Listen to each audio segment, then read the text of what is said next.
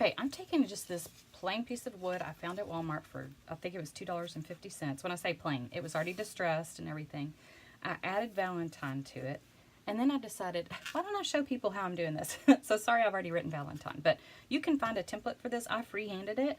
I do hand lettering classes. If you're interested, I have some in the East Texas area, and then I also have an online class, and I have online community, a private Facebook page, and other things. So follow along on my Facebook page, Create with Christy, and you will get some tips on how to do this. So I'm going to start with, these are chalk markers. I've already written Valentine with this red chalk marker. It's called Crafty Croc. They're liquid chalk markers. I love the quality of these. And then I have put an accent mark with this pink one. And I'm probably going to do a white accent mark too. But I needed something finer. These are just the regular standard 6mm, I think they're 6mm. Yes. Right there. And then I needed something finer, so I ordered these. These are fine tip, and they have them in some of these earthy tones, the regular, but that's silver and gold, which I thought was really pretty. Okay, so I'm going to open these up. There's 10 in a pack, and I'm just going to, I wanted the black for this project. Look at those colors. They're so fun and earthy. Easter, I can totally see some cute Easter stuff with that. Okay, a chalk marker is... it's like paint inside here, and so it's like a paint marker where you have to shake. It's a good idea to shake for about 20 seconds, and then you'll pump it and get it primed, which if you've never used a paint marker, that's very common. And you'll need some scrap paper, and you need scrap paper that you're not going to get, have a chance of getting it on your project. Like if I pumped it right there, I would for sure end up getting black on my project. So I'm just going to get a scrap piece of paper. So I just got a scrap piece of paper, and I'm going to pump this. Takes a second to get it going.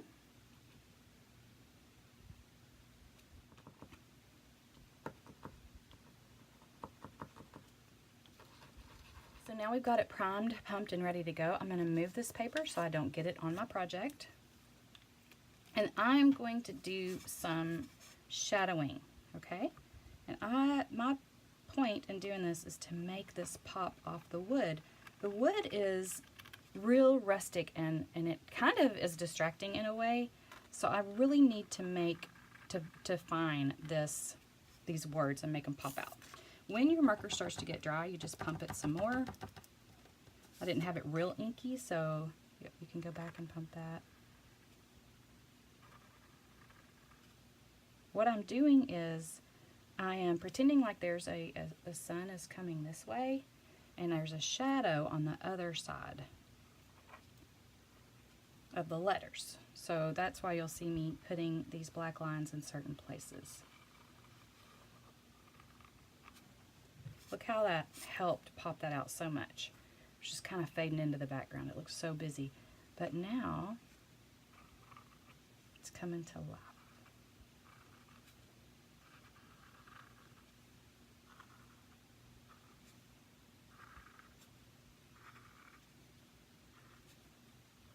Basically, I'm going on the right side of each letter.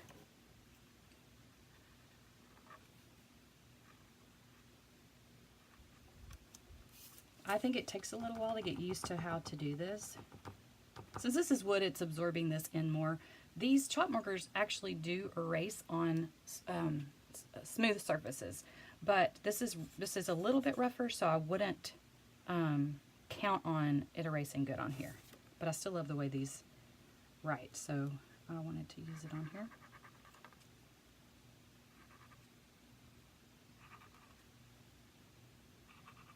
So this is underneath, because there's a shadow underneath these.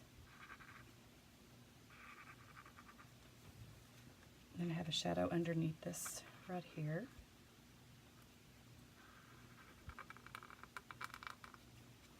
Like so. Doesn't that make a huge difference? And now I think I want to add a white highlight to it. So give me a second, and I'm going to get this pumped and primed.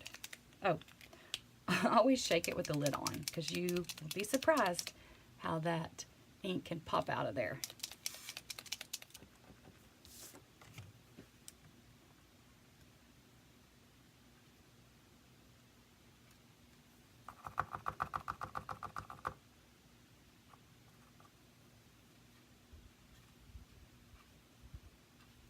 So I'm just making a little swoosh. Just making a little swoosh right there on top of my... Okay, I think I'm going to go back. I'm going to go back with the thicker one. On these bigger ones, they have two different tips. On one side, they have this chisel tip, and the other side, they have a round tip. So you just pull that out and flip it around. But I'm going to go ahead and keep it on this one because I want to use that point. So I'm just flicking, flicking, flicking, flicking. It kind of wants to blend with that pink, which I think is a cool look. So I'm going to add a little bit more. This bigger marker is, I like the results of it for this a little bit better.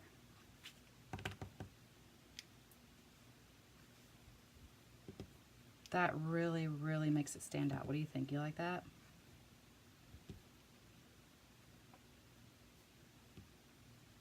Got a little wild with some of these, so you can always go back and kind of try to straighten that up a little bit. But man, that makes such a huge difference to have these little highlights. Don't you think? And again, I'm kind of blending them so the pink shows up in there too. See the pink?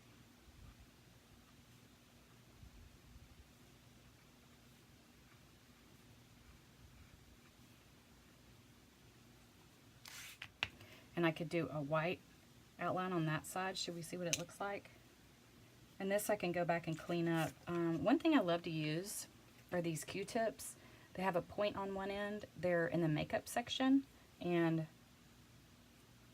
sometimes I'll just get the tip a little bit wet. And then I'll go and clean up where I needed to clean up. And that right there is really easy to go back and take that black marker and just go right over that. And then if I want to clean up some of this, I can do the same with this, but I can also go back with a marker and clean that up. So I can go back with this and touch up that black. It's real forgiving. Should we, for fun, try the white on the left-hand side? This is what I say. If you don't try it, you don't know. So let's try it. A lot of times with art, it is trial and error. It's just, next time you know, whoa, that didn't look very good. But if you don't try, got a lot of pink on this little marker, and so I'm just trying to get that off.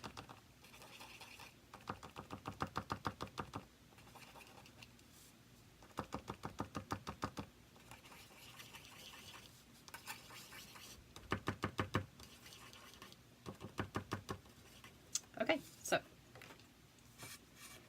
now we want to make sure it's pretty dry. We don't get our rubber hand in it. So let's see if this makes a difference at all. It may not. It may not show up that well. But what I do think I'm going to like about it is it gives it just enough space to where it separates. It almost doesn't even look like we put white there, but it separates it to make the word pop out more. So I do like it. I really like it on there. So we're just going to do the left side with the white. You see what I mean? And I could take the thicker marker and do that there if I wanted to.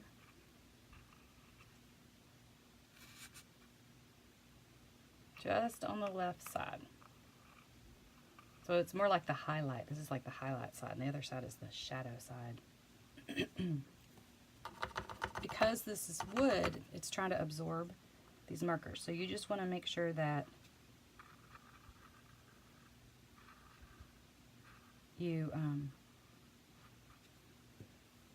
keep it primed and pumped. Because if it's not coming out, you're going to be disappointed, and you're going to be like, what's wrong? The markers are dry. And it's not that. It's just that we're using it on a surface that absorbs.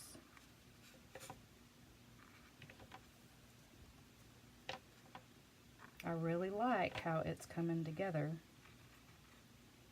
Putting extra details in things does make a difference. Let's see, where have I missed? I can always go back and look at where I've missed. But again, it's just subtle enough to make a difference, but if we didn't have the markers to do that or didn't do it, it would be fine too. Okay, so now I want to go back over here. I'm going to take the black and clean this up. Here. That helps out a lot. And then right here. Got a little wild on some of these, so I'm just going to clean them up.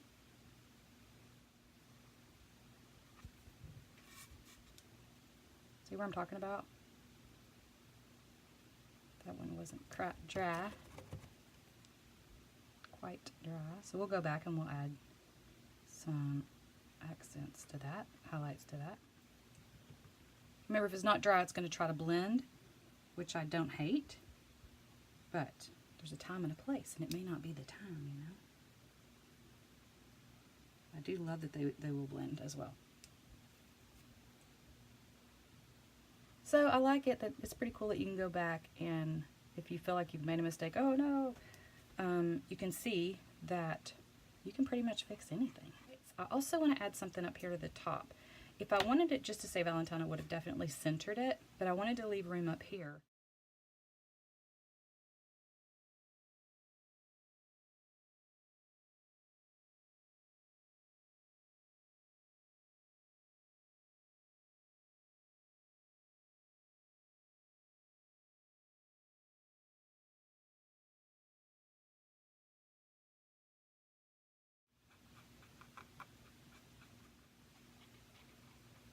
Marks to erase. I got that little accent to do. And now I want to add some silver.